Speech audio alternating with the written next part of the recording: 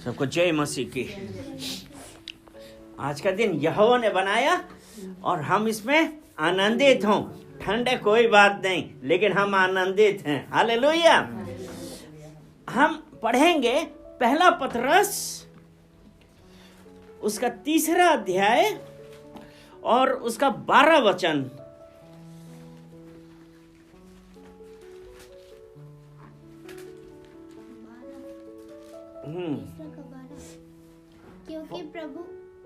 क्योंकि प्रभु की आंखें धर्मियों पर लगी रहती हैं और उसके कान उसकी विनती की ओर लगे रहते हैं। प्रभु की आंखें किस धर्मियों की ओर लगी हैं। यानी कि अगर हम धर्मी हैं अर्थात परमेश्वर की आज्ञा के अनुसार चल रहे हैं, तब परमेश्वर की आंखें हमारी तरफ लगी हैं। उसके बाद है कि उसके कान उनकी प्रार्थनाओं की तरफ लगे हुए हैं। कई बार हम लोग क्या करते हैं कि पता नहीं क्या हो गया, क्यों नहीं सुनते हैं, क्या है मेन चक्कर क्या होता ये है कि हम बात करके अपने मन में डाउट करते हैं और एक पहले ही विचार आ गया कि पता नहीं होगा कि नहीं होगा। वो परमेश्वर जो हमारा हृदय को जांचने वाला है, जो हमारे हृदय की सब बातें जांचता है और उसके अनुसार प्रत्येक को उसका फल देता है। यानी कि वो परमेश्वर, अगर हम ऐसा करेंगे तो अभी हम यह है कि उसके कान किसकी प्रार्थनाओं की तरफ लगे हैं? धर्मियों की प्रार्थना की तरफ लगे हुए हैं। अगर हम डाउट करेंगे तो हमको उसका फल नहीं मिलेगा। उसका ये 3:12 का वो क्या है आगे? परंतु प्रभु बुराई करने वालों के विमुख रहता है। और परमेश्वर बुराई करने वालों को विमुख रहता है। विमुख मतलब डाउट करना भी हमारा क्या हुआ? बुराई करने का ये कि हम मुंह से बुराई कर रहे हैं, इवन हमारा जो सोचना है वो भी बहुत काउंट करता है कि हम क्या सोच रहे हैं। वो परमेश्वर आज वो जब ये कह रहा है ना कि मेरे परमेश्वर की आंखें धर्मियों की ओर लगी है, तो इसलिए और जब परमेश्वर की आंखें, इसी का हम अगर 34 का 16 पढ़ते हैं, भजन संहिता 34 उसका 15 वचन पढ़ेंगे। यहोवा की आंखें धर्मियों पर लगी रहती हैं और उसके कान भी उसको दुहाई देने की ओर लगे रहते हैं। मतलब यहाँ पे भी है कि परमेश्वर की आंखें धर्मियों की ओर लगी हुई हैं। जब परमेश्वर और परमेश्वर की आंखें किसके? और धर्मियों की, यानी कि वो धर्मी जो उस परमेश्वर पर विश्वास करते हैं। जैसे परमेश्वर को बाय फेथ हम लोगों ने विश्वास से ही तो यीशु मसीह को रिसीव किया, तो वो परमेश्वर के कान और आंखें दोनों धर्मियों की ओर लगे हैं। इसी 34 का 17 पढ़ें। धर्मी दुहाई देते हैं और यहोवा सुनता है और उनको सब विपत्तियों से छुड़ाता है। वो परमेश्वर, जब धर्मी लोग दुहाई देते हैं परमेश्वर सुनता है। हालेलुया। जब धर्मियों ने दुहाई दी परमेश्वर ने सुना। उसके बाद है कि सब विपत्तियों से छुड़ाता है। इसी अगर हम भजन संहिता 50 का 15 में पढ़ा है, संकट के समय मुझे पुकार, मैं तुझे छुड़ाऊंगा और तू मेरी महिमा करने पाएगा। यानी कि वो विपत्ति आई तो यानी कि संकट है, तो संकट के समय मुझे पुकार, मैं तुझे छुड़ाऊंगा और तू मेरी महिमा करने पाएगा। जब हम उस परमेश्वर को बुलाते हैं, परमेश्वर हमको हर बुराई से, विपत्ति से छुड़ाएगा। और वो विपत्ति कैसी है? विपत्ति फाइनेंस की भी होती है, बीमारियां होती हैं, आपस में कंफ्यूजन है, इस टाइप की बातें हैं। बहुत सारी विपत्तियां लोगों के ऊपर पड़ती हैं। अब जैसे ये महामारी है, ये भी एक विपत्ति ही, लेकिन धर्मी दुहाई देते हैं, यहोवा सुनता है और उनकी प्रार्थनाओं का उत्तर देता है और उनको सब विपत्तियों से छुड़ाता है। निर्गमन उसका 15 अध्याय उसका 26 वचन।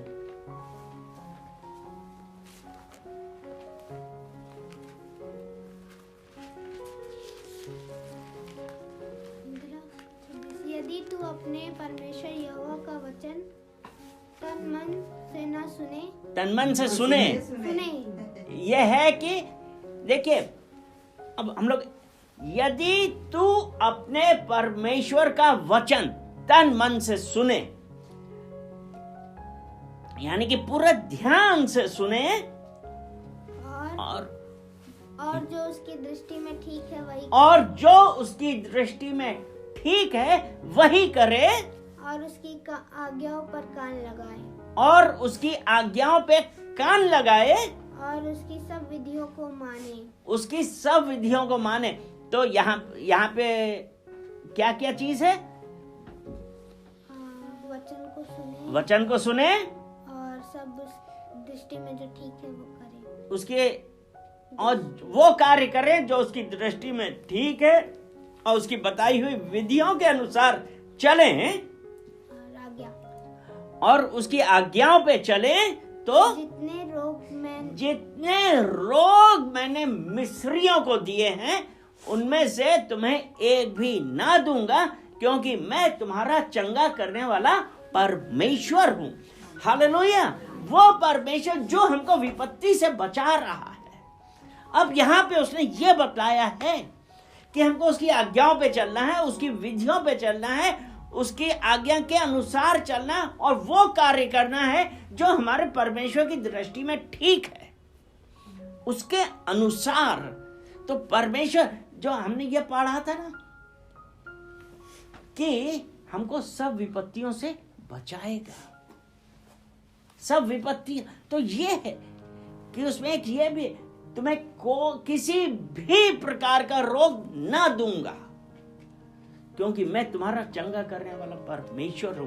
तो इसलिए जरूरी है हमारे लिए कि हम कैसे चल रहे हैं। क्या हम परमेश्वर के भय में हैं? क्या हम उसकी आज्ञाओं का पालन कर रहे हैं? क्या हम अपनी मनमर्जी से चल रहे हैं?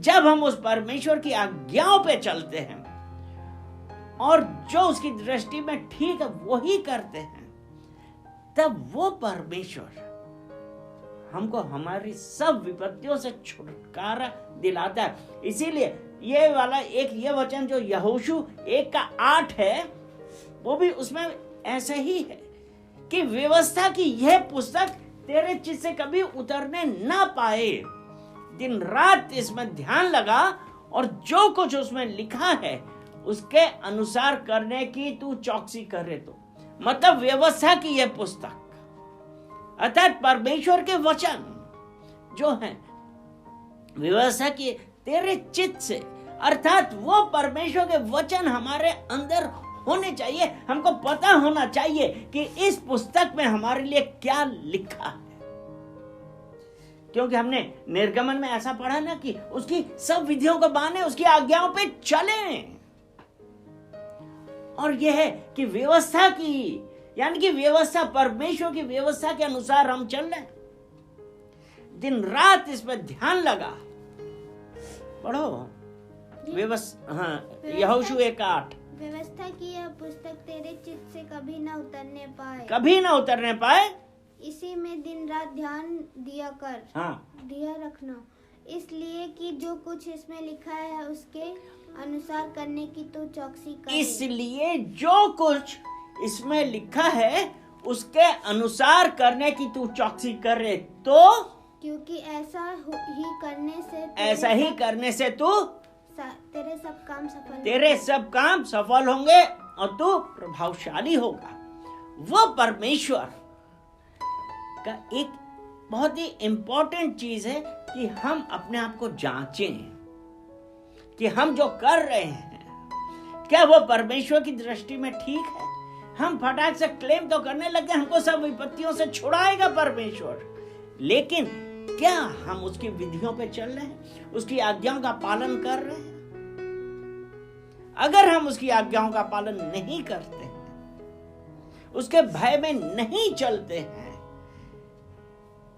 तो हमको परमेश्वर की तरफ से जवाब नहीं आएगा। हमको उसके लिए सबसे पहले अपने आप से पश्चाताप करना कि परमेश्वर मुझे नहीं पता कि मैं कहां गलत हो गया हूं, क्योंकि पहला पतरस 1 उसका 9वां वचन,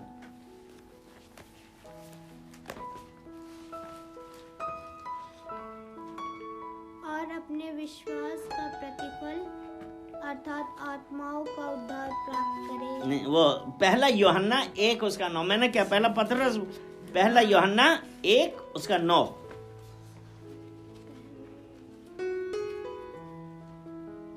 यदि हम अपने पापों को मान लें, यदि हम अपने पापों को मान लें तो वो हमारे पापों को क्षमा करने और हमें सब अधर्मों से शुद्ध करने में विश्वास योग्य और धर्मी है। यदि हम अपने पापों को मान लें, ये इंपॉर्टेंट चीज है कि यदि हम अपने पापों को मान लें तो वो हमें क्षमा करने और सब अधर्मों से शुद्ध करने और हमें क्षमा करना और सब अधर्मों से शुद्ध करने विश्वास योग्य और धर्मी है। विश्वास योग्य और धर्मी है। वो परमेश्वर यहां पे है ना कि हम अगर अपने पापों को मान लें, अगर जब हम अपने पापों को मानेंगे ना और परमेश्वर से क्षमा मांगेंगे तो वो हमारे पापों को क्षमा करेगा और हमारे सब अधर्मों को भी क्षमा करेगा, क्योंकि वो विश्वास योग्य और धर्मी परमेश्वर है। तो इसलिए जब परमेश्वर के पास हम आए, पश्चाताप किया और कहा कि परमेश्वर हमसे ये गलती हुई है, मैं उसके लिए पश्चाताप कर रहा हूं, मैं क्षमा मांग रहा हूं, वो परमेश्वर विश्वास योग्य और धर्मी है। अगर उसने आपको क्षमा किया तो आप क्षमा हो गए हैं। उसकी उस क्षमा की वजह से आज हम उस परमेश्वर के करीब पहुंच रहे हैं। हालेलुया। जब हम आज उस परमेश्वर के पास विश्वास रखिए कि आपकी और हमारी क्षमा हो गई है, लेकिन हमको अपने आप को हर बार चेक करना है, हमको रिपेंट करना है, परमेश्वर से क्षमा मांगनी है, क्योंकि हमको ये नहीं पता कि हम दिन भर में कितने पाप करते हैं। वो परमेश्वर विश्वास योग्य, धर्मी और विश्वास योग्य है। उसने आज हमको अगर क्षमा किया है तो हम क्षमा हो गए। हालेलुया। एक वचन हम और पढ़ेंगे, यह हम पढ़ेंगे भजन संहिता 68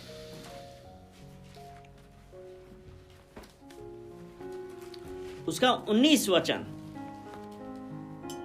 धन्य है प्रभु जो प्रतिदिन हमारा बोझ उठाता है। धन्य है प्रभु जो प्रतिदिन हमारा बोझ उठाता है।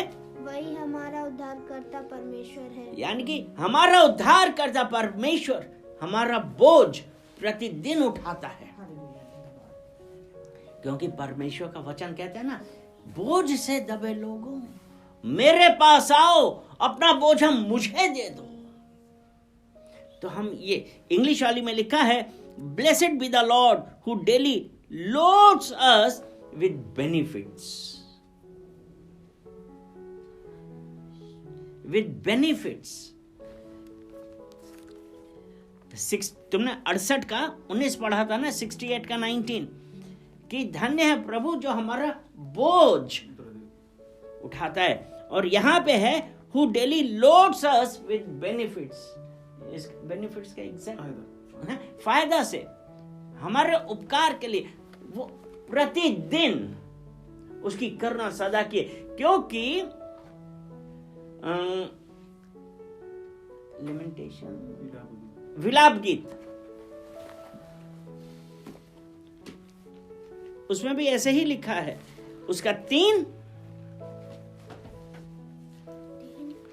उसका 22 और 23,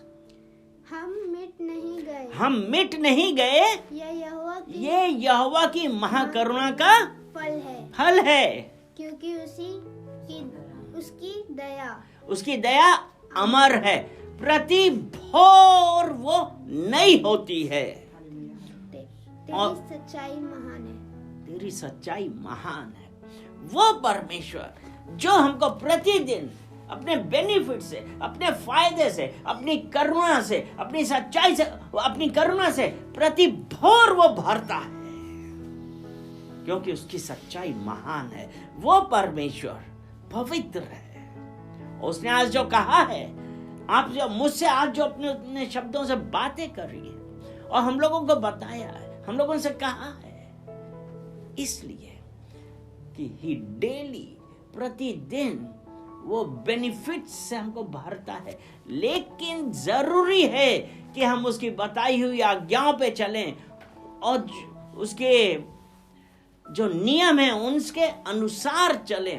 वो परमेश्वर, तब हम कह सकते हैं कि वो हमको हर मुसीबत से छुड़ा देगा। हालेलुया, परमेश्वर की महिमा हो।